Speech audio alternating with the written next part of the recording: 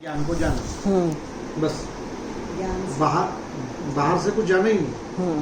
आत्मा से आत्मा को जानो बोलते हैं ना। हाँ। आत्म साक्षात्कार में तो मैंने अपने ज्ञान से ज्ञान को जाना। ठीक है। तो पहले ज्ञान से इसको जाना, दूसरी पर्याय आई उससे इसको जाना, तीसरी इसको, फिर अलग अलग जान रहा हूँ। बहुत सारा एक साथ देख रहे हो, सभी को एक साथ फिर जान रहे हो। टेंशन हो रही है, पहली पर्याय इसकी, दूसरी इसकी, तीसरी इसकी।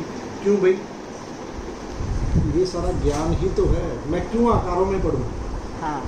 मैं क्यों आकारों में पढ़ूं? तो विशेष सारे हट गए, सामान्य ज्ञान बस। ज्ञान ने ज्ञान को जाना, आत्मज्ञान से।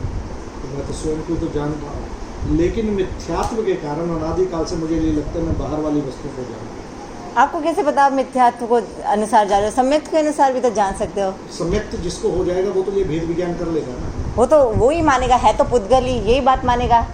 लेकिन वो ये मानेगा मैं हर समय पहले अपने को जानता हूँ, स्वदर्शन होगा उसका। वो ये नहीं मानेगा कि मैं बाहर वाले को जान रहा हूँ। बाहर वाला मत तो जानना, व्यवहार ऐसा। तो भगवती दर्शन में, वो भगवती खंड 3 में वो बोलते हैं कि वो दीपक से आत्मा को जान रहे हो। कैसे जान रहे हो? सब ऐसे ही है मामला। ऐसे है? वो व्यवहार है, वो जिस अपेक्षा से होगा उस अपेक्षा से समझ लेना। अपन निश्चय की बात कर रहे हैं प्रॉपर। ओके। तो बस यही आत्म साक्षात्कार है। बाहर जो भी जान रही है मेरी आत्मा जान रही है, और ये सब जानना सामान्य है, कोई जानना ही नहीं है। अपने से अपने को ही जान रहा हूं। अपने से अपने। क्योंकि अगर आपने ऐसा मेरे को बताया, जब मैं बाहर जान रहा हूँ, हाँ। तो ये गैलेक्सी का फोन दिखा, इसके प्रति महिमा आ रही है तो इसको खरीदने का मन हो रहा है। ठीक है। फिर मैंने कोई और फोन आया उसका, फिर उसका मन कर रहा है, फिर उसका, क्योंकि बाहर की महिमा बढ़ रही है। लेकिन जब मेरे को पता लगेगा मैं तो मैं ही जान रहा हूँ, तो मेरी महिमा तो तब आएगी ना मेरे को। अभी तक तो मेरे को मेरी महिमा ही नहीं आ रही। खुद की महिमा जाननी पड़ेगी।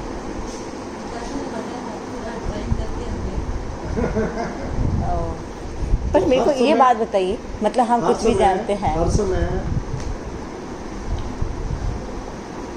ये जो अपनी पर्याय चल रही है, पहली पर्याय उठी, इसने किसी कर्म को देखा या बाहर किसी वस्तु को देखा। दूसरी पर्याय उठी, उसने किसी कर्म को देखा, बाहर की वस्तु को देखा। तीसरी पर्याय उठी, उसने किसी कर्म को देखा, बाहर की वस्तु को देखा। ऐसे ही चल रहा है ना। तो ना पता है ऐसे, मतलब सबको, मतलब बहुत ज़्यादा कंफ्यूज हो रहे हैं। पहले वो पुद्गलों को मानते, कर्म को मानते, दूसरों को, सब कुछ नहीं माना, खाली आत्मा को मानना। और कोई आदमी अब खाली आत्मा को जानने के बाद में वो बोलेगा कि नहीं आत्मा के साथ इसको भी जानो, ऐसा कोई ऑप्शन आएगा? नहीं आएगा। खाली लास्ट है आत्मा को जानना ना, उसके अलावा कुछ नहीं जानना। बाकी क्योंकि वो स्व पर प्रकाशक। अब आपने बोला कि सबसे पहले अपने आप को जानो। मैं जो भी जान रहा हूँ मैं अपने स्व विवेक से जान रही हूँ, मेरी आत्मा से जान रही हूँ। ये बात मैंने आपसे सुन ली, अब मैं इस बात को मान लिया।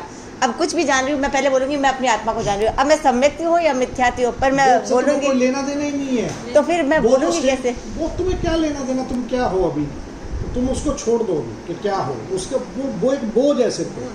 मैं तो एक आत्मा हूँ बस। मैं आत्मा हूँ। क्योंकि जो सम्यक्त है, जब मिथ्यात्व है, वो जीव में क्यों आ रहा है? वो कर्मों की अपेक्षा से आ रहा है। अभी आपने कहा कर्मों को दोष नहीं दिया। हाँ, तो उससे लेना देना ही नहीं है मुझे, तो इसलिए मैं आत्मा हूँ। मुझे क्या लेना देना है? तो हमें सम्यक्त और मिथ्यात्व में भी कुछ भी नहीं करना चाहिए। अभी के लिए भूल जाओ, छोड़ दो तुम। अभी के लिए तुम अपने में स्थिर हो जाओ, जितना हो सकते हो।